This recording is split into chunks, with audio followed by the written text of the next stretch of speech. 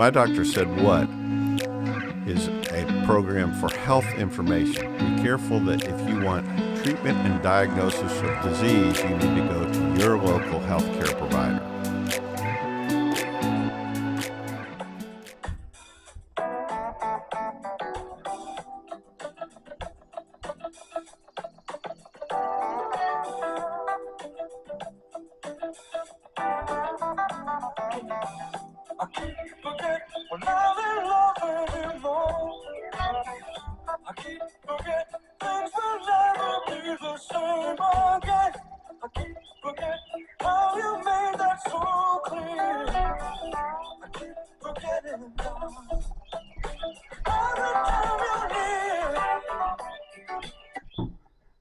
Michael McDonald, my man, I'll tell you. Now we're going to talk about anxiety today, and that song is all about that. You keep forgetting we're not in love anymore. You've got to love yourself. You've got to help yourself have good health in 2023. This is Dr. Frank with my doctor said, what? Tell you what are the causes of anxiety? The root causes usually are trauma. If you've had some traumatic event, whether it's a car wreck, you've been in a war, you've had some horrible family tragedy, loss of a friend, loss of a job at a critical time. So those kind of things can cause it. Genetics, you can be predisposed to be a very anxious or nervous person, and that's just part of who you are, but that doesn't mean it's not controllable. Certain medical conditions, chronic pain, heart conditions, diabetes could cause you to be much more anxious. The diagnosis as well as the actual physical condition and its effect on your psyche and your emotional health. Substance abuse and ongoing stress, which is one of the biggest causes today, is ongoing stress. We never get out of the fight or flight syndrome.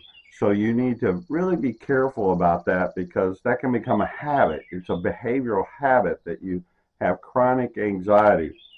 So first of all, what are the symptoms and how can it affect you physically?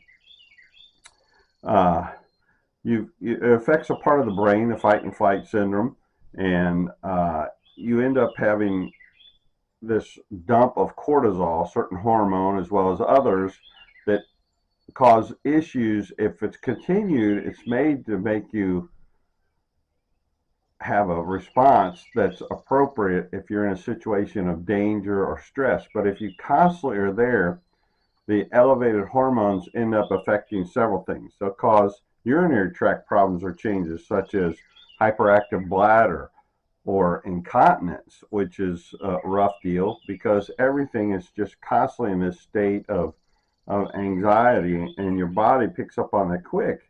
Your heart rate quickens, you have issues with sleep, irritability. As your heart rate has increased on a normal level, you decrease your oxygen to the blood in the brain. You'll become fatigued because your body doesn't want to stay in that state all the time. You got digestive dysfunctions like nausea, diarrhea, irritable bowel syndrome. So you've got all these things that you definitely make your normal life much less pleasant. Impairments to the immune system, one of the biggest. Chronic anxiety will cause chronic inflammation. And C-reactive protein, CRP, as I told you before, when you get your blood test, have that checked to see what your status is. And CRPH, which is for a chronic reactive protein that's attached to your heart issues, you want to look at both of those in your blood test on your annual physical to see if you've really been under a tremendous amount of stress. So with that, also, you're going to have changes in your breathing, you're going to hyperventilate, and eventually a lot of people get panic attacks. I think they're having a heart attack, chest pain, rapid shallow breathing, and they'll get dizzy and even faint sometimes. Those are things that obviously we do not want to see happen in our everyday life. So with that, what are we going to do about this? Because you don't want to develop these problems, and if you've already developed these problems, we want to cure these problems. And again, I'm not giving medical advice. I'm telling you wellness, health, and information of prevention. If you need to see your local health provider, your physician, nurse practitioner, or physician's assistant, and have them thoroughly evaluate you to make sure there's not some underlying physical problem. But if anxiety really does end up being the issue, and also you may need to get some counseling, therapy, go to a qualified counselor. My daughter is a clinical psychologist, and I can tell you they have a lot of tools in their toolbox to help you, especially if it's behavioral issues or emotional issues, as well as mental health issues, that in your toolbox that can help you cope with these problems and change and modify your behaviors so you can have a much better, more relaxed life. So I think it's what we're all shooting for, and especially chronic anxiety and chronic inflammation really hurts your quality of life, but will eventually hurt the quantity of your life. So what are some of the things that we need to treat? How do we treat this outside of the mental health counseling? I talked to my daughter, and she said, here's the 4 things she recommends everybody can do in a treatment situation that you can do for yourself that are easy and make a huge difference in your mental health and well-being. First of all, is you got to have meditation or prayer, whatever you want to call it, a time when you just breathe, relax. You don't have the cell phone on, you don't have the television on, and you just relax. You don't think about work, you don't think about school, you don't think about your problems. You think about, we're out here in paradise today, and I can tell you, you want to do something like that, sit out on your deck, enjoy life, and just spend 5 minutes and just be alone. And like I said, if you believe in a higher power of God, I'm a Christian, so I pray. I do that every morning. I look at my scriptures and I pray because it relaxes me, and it's something that makes me feel purpose far bigger than myself. Part of the reason I do these videos, I want to share good health with you, because you can't have a great life if you have poor physical health. So do that every morning. Exercise. I know you hear me say this over and over and over. I don't care if it's taking a walk. Get a set of dumbbells. This is amazing. Just walking and a set of dumbbells will do wonders for your health. And you don't have to spend all day with it. You can watch television and do your bicep curls and your presses and a few other exercises. Do your different abdominal exercises, and look on YouTube or anywhere where there's a credible fitness person, and they have 5-minute routines, 10-minute routines, 15-minute routines. Go walk around your neighborhood for 15 minutes in addition to that, and it is amazing what that will do for you mentally as well as physically. Good for all your body systems, including the one right there, the mind, the one that controls most everything. Third, you're going to get tired of hearing me say this, but diet. Not a diet, but diet.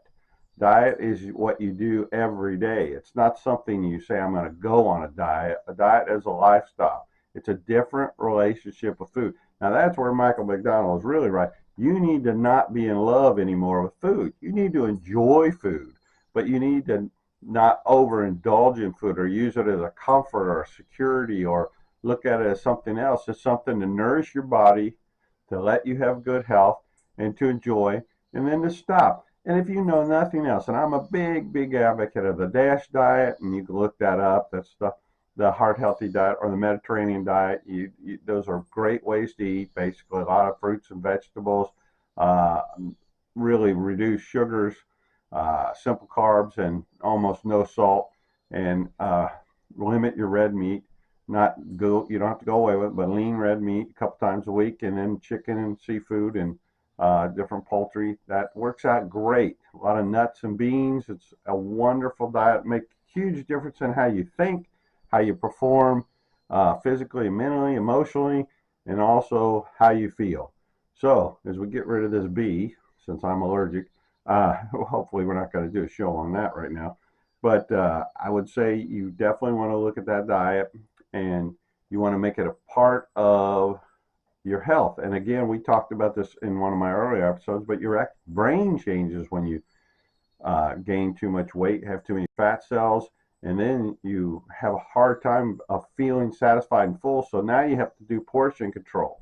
Take your hand, put it on your plate, your whole hand, and if it doesn't cover everything you're eating, then you're eating too much for that meal.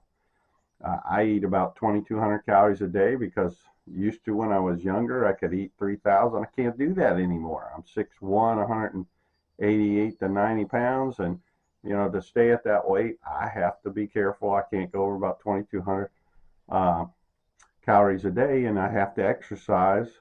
I exercise at least an hour every other day. I do cycling because my knees are too bad to run anymore, or do a ton of walking. I do some walking, and then I do some weights for resistance trainings for my bone health and circulation, and it's good for my heart.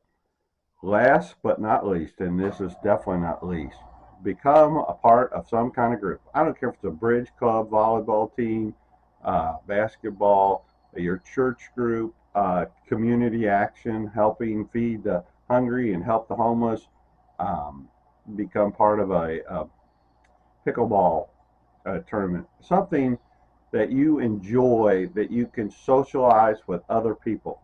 Isolation is the number one mental health problem in America today. It really is an issue. And with that, I'm going to finish up with some fun facts. Again, remember this, and I repeat it several times because it's important. People get so confused by body mass index and all those things. Take your height in inches. Say if you're 5'6", that means you're 64 inches tall. Divide that in half, which is 32 inches. 64 divided by 2 is 32. Your waist shouldn't be more than 32 inches. I'm 72 inches tall, so that means 36 means my waist shouldn't be more than 36 inches, because it's the visceral fat around your middle that is the greatest predictor of poor health. And so you need to really look at that. It's a great, easy measure of where you're at. I'll say it again, stay hydrated, especially in the summer. It's really important with these super hot temperatures that you stay hydrated. And if you start feeling nauseous or dizzy, a lot of times you're going into heat stroke. You need to really get in the shade. You need to drink, cool down. I pour water over myself when I'm out, when it's really warm, over my hat and head, and make sure I stay cool. That's really important. So with that, have a great summer. This is Dr. Frank. My doctor said what? You can find me on Apple, iTunes, on Spotify, on Amazon, iHeartRadio, and this is my YouTube podcast, which you can listen to new every Tuesday or anytime you feel like it with your smart device. Have a great day, and thanks for listening. Have a good one. Remember, send your comments and questions to Dr. Frank at mdswpod@gmail.com.